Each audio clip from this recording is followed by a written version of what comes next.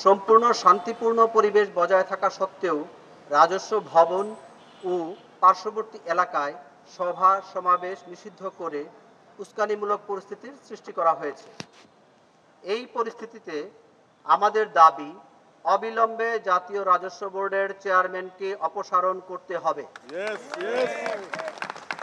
আমি এ দাবি আবার করতে চাই, অবিলম্বে জাতীয় রাজস্ব বোর্ডের চেয়ারম্যানকে অপসারণ করতে হবে।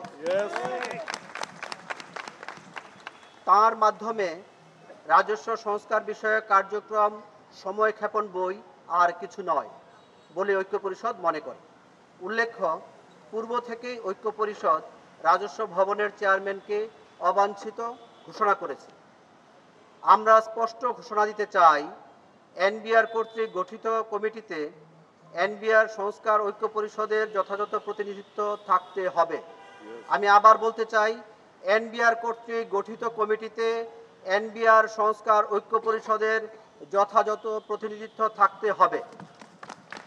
যে কোনো ধরনের প্রতিহিংসামূলক বদলি এবং নিপীড়ন অবিলম্বে বন্ধ করতে হবে।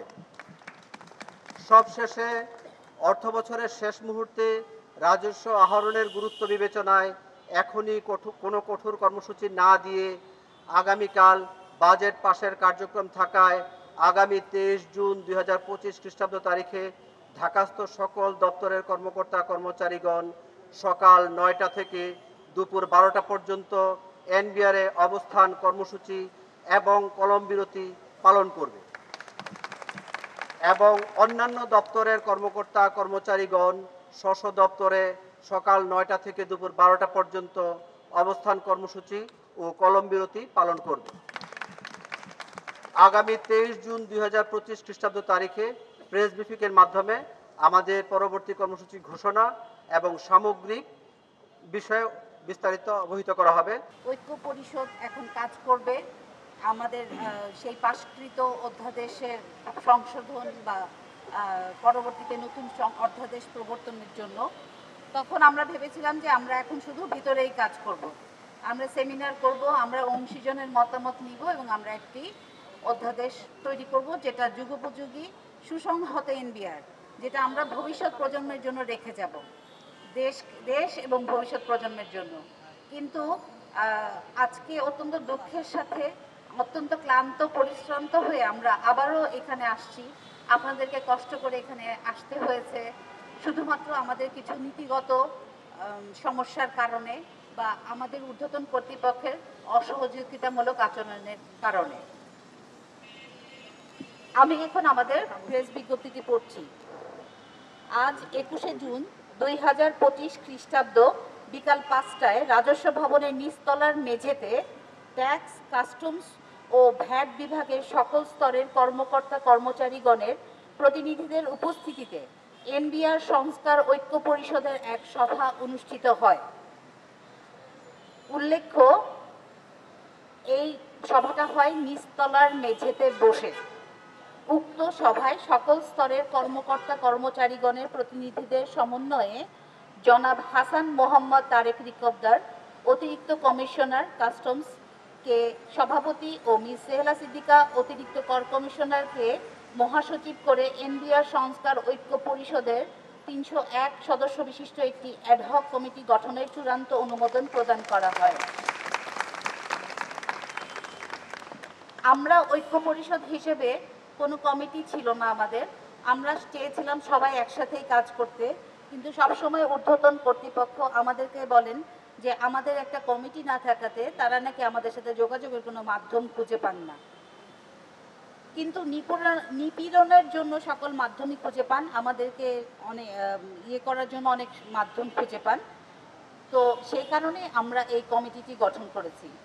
সভায় আমাদের পূর্ব নির্ধারিত কর্মসূচি অনুযায়ী সামগ্রিক রাজস্ব সংস্কার ভাবনার অংশ হিসাবে কেমন এনবিআর চাই শীর্ষক সেমিনার আয়োজনের লক্ষ্যে 19শে জুন 2025 খ্রিস্টাব্দ তারিখে একটি প্রস্তুতিমূলক সভা আয়োজনের জন্য কক্ষ বরাদ্দ চেয়ে লিখিত পত্র প্রদানের পরও এনবিআরে কোনো কক্ষ বরাদ্দ প্রদান না করায় তীব্র নিন্দা জ্ঞাপন করা হয়। ফলে রাজস্ব ভবনের নিচতলার মেঝেতে সভাটি করা হয়।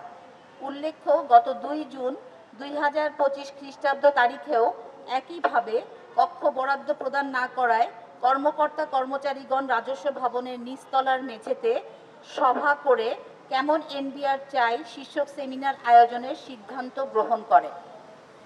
আপনারা জানেন গত 25শে মে 2025 খ্রিস্টাব্দ তারিখে একটি প্রেস বিজ্ঞপ্তি জারির মাধ্যমে সরকার এনবিআর বিলুপ্ত না করে বরং এটিকে সরকারের একটি স্বতন্ত্র ও বিশেষায়িত বিভাগের মর্যাদায় আরও শক্তিশালী করা, রাজস্ব নীতি প্রণয়নের লক্ষ্যে আলাদা একটি বিশেষায়িত প্রতিষ্ঠান গঠন করা এবং প্রয়োজনীয় সকল সংশোধনের পূর্ব পর্যন্ত জারিকৃত অধ্যাদেশটি কার্যকর করা হবে না মর্মে সিদ্ধান্ত গ্রহণ করায় এনবিআর সংস্কার ঐক্য পরিষদ তাদের কর্মসূচি প্রত্যাহার করে নেয়।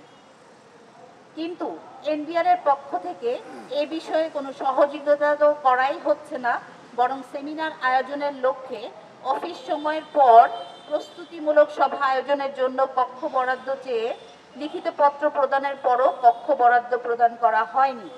এমনকি অফিস সময়ের পরে অধ্যাদেশ সংশোধনে এনবিআর সংস্কার ঐক্য পরিষদকে তাদের মতামত প্রস্তুতের লক্ষ্যে কোনো ধরনের সভা করার জন্য কক্ষ বরাদ্দ দিতে নিষেধ করা হয়েছে মর্মে জানা যায়। আপনারা ইতিমধ্যে জেনেছেন গত 19শে জুন 2025 খ্রিস্টাব্দ তারিখে রাজস্ব অধ্যাদেশ সংশোধনের লক্ষ্যে এনবিআর এর কর ও কাস্টমস ও ভ্যাট অনুবিভাগের 6 জন সদস্য সমন্বয়ে একটি কমিটি গঠন করা হয়েছে। কিন্তু অত্যন্ত উদ্বেগের বিষয়, এই কমিটিতে এনবিআর সংস্কার ঐক্য পরিষদের কোনো প্রতিনিধিকে অন্তর্ভুক্ত করা হয়নি, এমনকি তাদের সাথে কোনোরূপ আলোচনাও করা হয়নি। আবার এনবিআর চেয়ারম্যান মহোদয় বিভিন্ন সভায় ও বক্তব্যে এনবিআর সংস্কার ঐক্য পরিষদের বৈধতা ও অস্তিত্ব নিয়ে প্রশ্ন তুলেছেন এবং উস্কানিমূলক বক্তব্য দিয়েছেন। যদিও আপনারা জানেন মাননীয় অর্থ উপদেষ্টা মহোদয় এই ঐক্য পরিষদের প্রতিনিধিদের সাথেই আলোচনায় বসেছিলেন এবং এর প্রেক্ষিতে 25শে মে 2025 খ্রিস্টাব্দ তারিখের সরকারের প্রেস বিজ্ঞপ্তিতে এনবিআর সংস্কার ঐক্য পরিষদের নাম 2 বার উল্লেখ করা হয়েছে।